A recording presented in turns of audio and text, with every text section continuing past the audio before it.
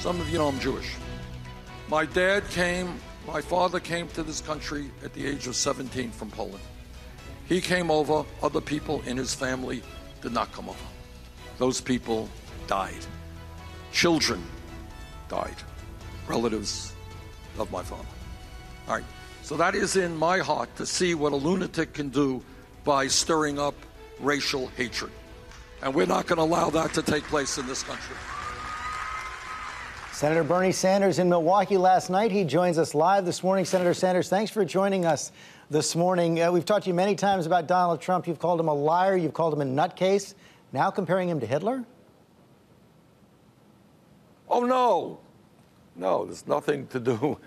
No, that's not right. What I talked about, there was a Muslim woman there next to me, and she is telling me that what is true is that people in the Muslim community are very fearful now. She was describing a kid who now locks the door at night. And what I was saying is, I am going to do everything that I can to kind of stop those Islamophobic attacks so the kids in this country who happen to be Muslim are afraid. No, I did not compare Trump to Hitler. But I will do everything that I can to stop this type of hatred and hate talk that we are hearing. You have been on a roll so far. Some of the latest polls show you up in Wisconsin. You've won 6 out of the last 7 contests as well. Hillary Clinton was speaking last night in Wisconsin as well, and she pushed the line that you're not a true blue Democrat. Let's listen.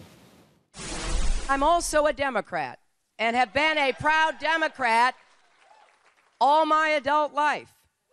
And I think that's kind of important if we're selecting somebody to be the Democratic nominee of the Democratic Party. Your response? Well, my response is I think the secretary is getting very nervous. That poll after poll shows us doing much better against Trump than she is. Last CNN poll had us up by 20 points. Here in Wisconsin, I was 19 points ahead of Trump, also a significant margin better than she is. So what we are saying is I believe I am the strongest candidate to take on the Republicans.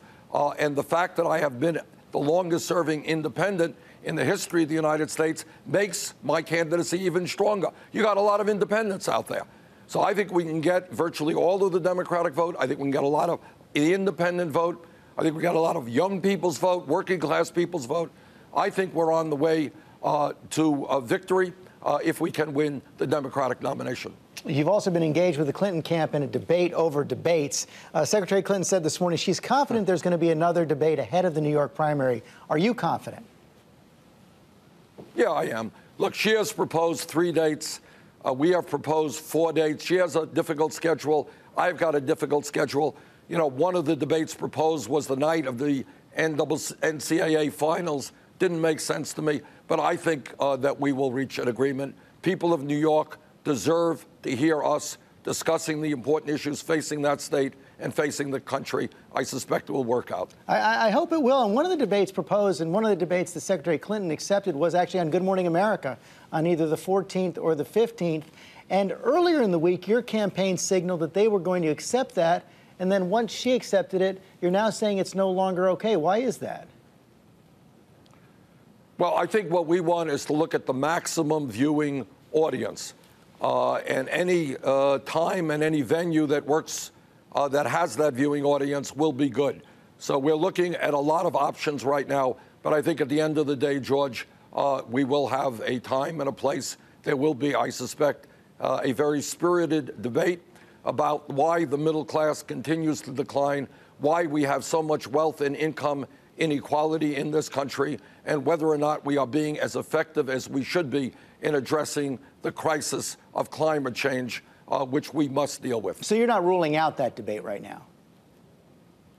No, we're looking at a number of options. The goal for me, and I would hope for the secretary, would be that option which gives us the largest viewing audience. You know, Secretary Clinton also said this morning that she doesn't believe that there are any constitutional rights for the unborn. Is that your position as well?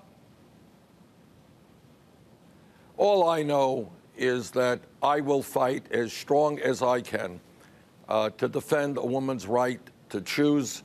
I believe that it is an outrage that Republicans who tell us how much they hate the government now want to tell every American woman what she can and cannot do with her body. And I do agree with the Secretary. I don't believe there's any constitutional protection for the unborn. So are you for any restrictions on abortion? I think that decision ultimately has got to be made by the woman. I have a 100% pro-choice voting record throughout my career. That decision must be made by the woman, must be made by her family and her physician, not by the federal government, not by the state government. And let me tell you something. If elected president, I will not only fight to protect Roe versus Wade and a woman's right to choose, I will take on the Scott Walkers of the world and the other right-wing governors who are trying to restrict and limit that right. You mentioned Roe v. Wade. You've said that where a potential Supreme Court nominee stands on the campaign finance case, Citizens United would be a litmus test for your choice for the Supreme Court. Is Roe v. Wade a litmus test as well? Of course, it's very important to me. I mean, all that I have said is right now we have a corrupt campaign finance system as a result of Citizens United, where billionaires are now trying to buy elections, and democracy is being undermined. And I fear very much about the future of this country if we do not overturn Citizens United and restore one person, one vote democracy in America. But obviously, as somebody who has fought his whole political life to protect a woman's right to choose, that issue is of enormous concern to me. And people can be assured I will not be nominating a justice who will not support that position. Finally, you have been on a roll, as you mentioned, but you're still far behind Secretary Clinton in both pledged delegates and especially those superdelegates. I know you said you believe that many of those superdelegates will switch if you continue to win states. Have any of them told you that? Well, what we have begun to see already is when we are winning states by large margins, and as you've indicated, we've won the last 6 out of 7 caucuses and primaries.